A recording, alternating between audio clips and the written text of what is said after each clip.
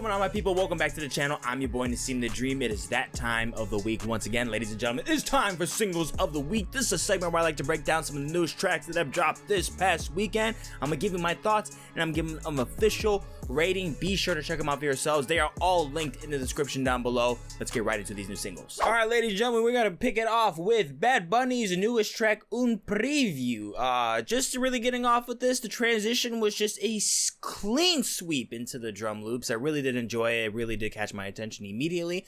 That ringing sine waves, in my opinion, were a poor choice for an opener as a lead, but the beat did pick up very quickly, and it kept its balance for sure for mostly the entirety of the track. Pretty hot track. Bad Bunny really just sears through the instrumental. I really feel like he's the biggest piece that really keeps this track very enjoyable. A little bit more textures, could have really made a lot more effort to really perfect this thing, but you know, maybe with a revision in the intro, that would have definitely fixed some stuff too, but overall, it's still a good track. Alright, then how about house artist Florentino and singer Shygirl with the track Pressure? This is an absolutely intense alternative electronic dance music that I really feel like just hits the mark. It is a very, very fun track. It's like very unique too, because it's really like doing these really cool things when infusing indigenous like battle prep music and instrumentation in with deep house. It's such a curveball, but I think it works so well to its benefit because it's such a bold and culturally brilliant way to isolate these two influences and make them into one and just make it very hot and sweaty and euphoric with organic qualities that just really just stick with you. I really didn't get any fatigue playing this. It's such a bang. All right, moving on to Conway the Machine, Conductor Williams, and 7V the Genius. That's a very odd name. I feel like, I hope that's how you pronounce it. I don't even know. But the track is called Flame. And yeah, I feel like with this one, for sure, I feel like the best way to explain it is that I feel like I was being hypnotized in with the sample choices that were displayed on here, because it has this mysterious sound that becomes so adventurous with its genius that's just going off, like starting off in this. It really does take off from here. The jazz horns really help keep this thing back into reality, saying like, hey, this is also still a music piece, because that sample is just so out there, but it's like very fun to observe. It's like I said, it really is hypnotic. But yeah, to the point, I think everyone on this track understood the assignment. This is just a complete banger. All right, and how about PinkPantheress with the track Mosquito? Sounding like a soft 2000s hyperpop blend reboot. A little bit slower though. It's really comparable to her recent content, honestly. I'm probably just really just getting a little bit over dramatic with it. That's probably the best way I can really explain it in terms of where I'm getting from once I hear the essence of the track. Just atmospherically, its similarities really go along with some great ways it can really sync with breakbeat influences. That's really what I normally hear this type of instrumental with, but she was excellent on here. Very fun, very pretty to listen to, makes you want to shimmy your shoulders a little bit. It's a goodie. All right, then we got Neil Garcia with Anuel A on the track Oh Nana. So honestly, I thought the melody, it's a big deciding factor for the track if you're going to like this or not. I personally did not care for it at all, other than the standard reggaeton styles on here. They're really nothing special. I think this track needed a lot more flair into it, just a lot more thinking into the writing. Not that great. All right, and then Code Orange is out with the track Snapshot. Yeah, they are definitely heading into a very, very different direction of alt rock and metal. I gotta look up what's going on with the band because this is just so weird to see. It's cool. It's nice to see them change up things, but like, I really did enjoy hearing them go a lot more experimental with their metal. It was just so interesting. I really wanted to see them dive into that more with the noise aesthetic up to it. But yeah, I don't know about this one for now. It really isn't to my liking. I'm gonna stick with it. I'm gonna hope for the best when this project comes out, but I don't know. And then we got Diljit Dosanjh with the track Feel My Love. This is a Punjabi pop artist, if you're not familiar. Really, really fun to listen to. The full record from him is out right now. Going in more with some lo-fi dance-centered pieces, heavily inspired with some house music as well.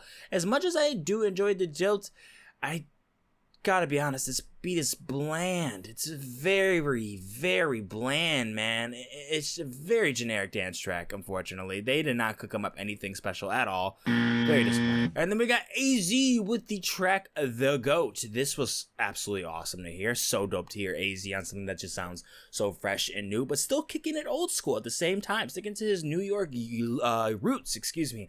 Man's a living legend, one of the New York's finest, exercising his skills into hip-hop. Old heads, you need to check this out because it is fire. And then Bazzi is out with the track Doing Time. This doesn't sound bad at all. Actually, a lot better than I thought it'd be. The production is very impressive. Everything really just pops off this canvas. Props to the producer. 10 Rock is the name. Really, really nice job on this track. I wanted to listen a little bit more to Bazzi to see what else he has to offer with the track, which I feel like he doesn't put so much into this, and I feel like it's so disappointing because he is capable of so much more vocally. Other than that, it's mainly just a very smooth R&B track with great background vocals. Again, a lot of things with the production, the sound selection, the overall arrangements and stuff, atmospherically, ambience, it works really well on here. It is a pretty decent song. I still think you should check it out, but it could have been better. All right, then we got Jorja Smith with the track Broken is the Man. I felt good about this one. Going into it, I really felt confident with it. The full album is now, so I don't want to say too much about this track. I'm going to get my full thoughts on the record next week.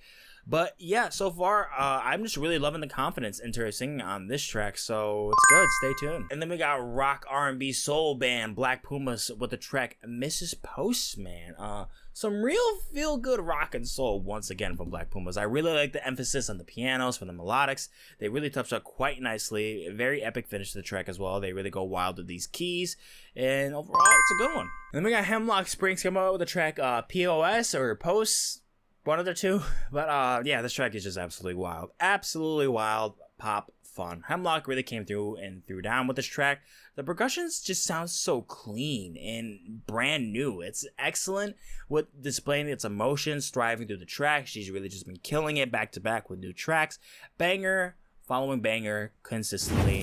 This is a job well done. And then TF and Ab-Soul got a track called Hidden Stages, and to me, this is some Martin Scorsese type shit. If this is a motherfucker made a hip-hop song, because this shit is vintage as hell to that gangster shit. Shit's elegant, like a fancy ass hotel where you're sitting down, suit on, got a cigar, pouring in some bourbon or whiskey or fucking scotch. I feel like scotch is kind of gross, but that's my opinion. But overall, it's a vibe. East Coast hip-hop fans, you should definitely check this out because this one is cold. Alright, then we got LustSickPuppy with the track Chokehold. One that I missed out that came out last week. I don't know how I missed this track, but you know, if you're into the chaotic hyperpop scene, and you don't know LustSickPuppy, stop tweaking. This is a really, really great starter track, in my opinion. Such a bouncy and especially really, really fun effect track that they do with the delays on here that don't really overcomplicate things too much, but really do complement the kicks very, very well, I would say. Lots of flair, charisma, electricity coursing through the song. It's an amazing one that you should try out. And then Neck Deep is coming through with the track It Won't Be Like This Forever, and this is just solid. This is a solid Neck Deep track. I really enjoyed the hell out of this. It's very similar to the formula to Fall, which was one of my favorite tracks that came out on their past record, so it's not completely unique, but it's definitely fresh. Awesome chorus. Love the delivery from Ben Barlow. Neck Deep fans, what are y'all thinking about this? I'd be shocked if you didn't love it. Alright, and then Bia dropped the track Raise the Stakes. This is a very tame New York drill style hip hop beat, unfortunately. If y'all enjoy dark ambient hip hop beats, you can check this one out and let me know what you think about it. I am very interested to see what you guys take from it. I'm not totally invested into this, just me. It's just kind of just some random generic hip-hop that comes from the drill scene with not that much seasoning or love effort put into the instrumental. Neither is Bia really giving her all on here too. That she does not really offering anything profound or instrumentally unique that really just makes us pop off. Overall, I think it's just okay. All right, then how about Rick Ross and Meek Mill coming out with the track SHAQ and Kobe, that good old 2010 era of hip-hop. Gotta miss it, baby. So listen, if you're my age or you're older than me, you've been rocking with these guys since the dawn of man. That's just a fact. You are gonna love it for sure. I am very confident in that. If you are into the new shit, however, honestly, I don't really think you should even bother playing this because you're probably gonna say some dumb shit like saying it's boring or whatever, and it's not hip-hop, but you're just... I'll power to you, bud. It's not boring, it's just you. That's all I gotta say. It's not boring, it's just not your thing. That's all it is. Look, all that said, I think the track is decent. I would have definitely loved to see something flare brighter and bolder to the track to better support Meek and Ross, because I really felt like they did their thing. They really went off. They really just sound like they never aged a bit. They are awesome together, but instrumentally, needs a little bit more juice. Just a little bit more juice. But I still recommend you check it out for yourself. Alright, then the Lyrical Lemonade track Guitar in My Room dropped with rappers Lil Durk and Kid Cudi. Singers as well, I guess. I already know you guys aren't gonna like what I'm about to say, but I thought this was boring. I know. I like these rappers a lot and singers, but it didn't really have anything to do with the pacing at all, or this being an acoustic hip-hop piece. It just doesn't really work with me. Acoustics mostly inflict an emotion that resonates upon serenity, melancholy, just overall calm stability, a state of mind, and something just a little bit more down to earth. And to me, this failed to really acknowledge that and go forth with those emotions. It's just really awkward hearing them sing with each other on here. It's just not great. I don't really think it's that awesome. Kid Cudi's a really good singer. Lil Durk, hit or miss for me. It's not the worst thing on the planet, but I surely don't care for it. And then we got Black with the track Homicide featuring Jessie Reyez. Transition in the first verse was absolutely horrible, straight up. I just thought it was so bad. I thought it sucked. It really messed up the entire track for me, because I thought they did a really good job of making Jessie's feature contain value. I thought it was definitely contained value right there. Great quality on there. Chorus isn't bad either, but the early leg really fucked it up for me. I was turned off immediately. I did not like the way it switched up into the drums in the first verse. Really bad, but not that bad. And then we got Empress with Rina Sawayama on the track Kiss Me. I really do love these two together. Incredible chorus together. The harmonies are to die for. Really does power up the entire track. And the individual verses are also very exceptional.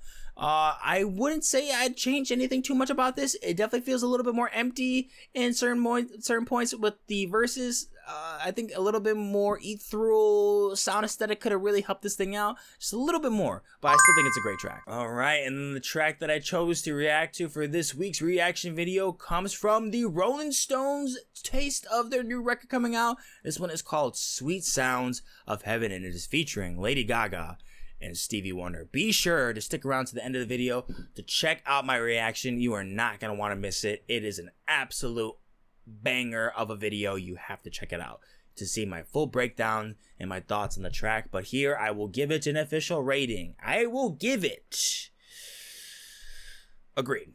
It's gonna get a green from me.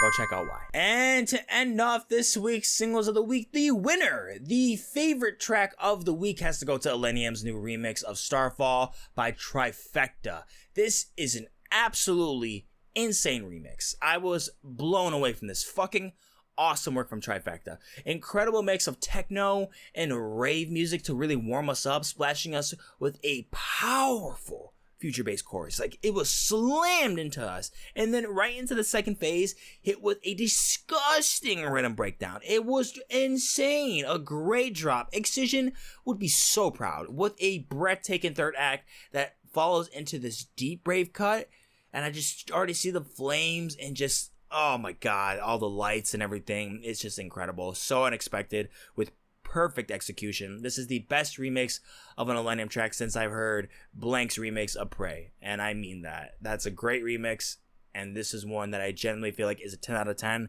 and this is why ILLENIUM Starfall remix by Trivecta is the best track of the week. And that is it for this week's Singles of the Week, guys. Thank you so much for watching the video. If you enjoyed, go and like, share, and comment down below of what you thought of these tracks. Do not forget to check them out for yourselves. They're all linked in the description down below. Thank you guys so much for watching, and I'm going to catch you in the next one. Deuces.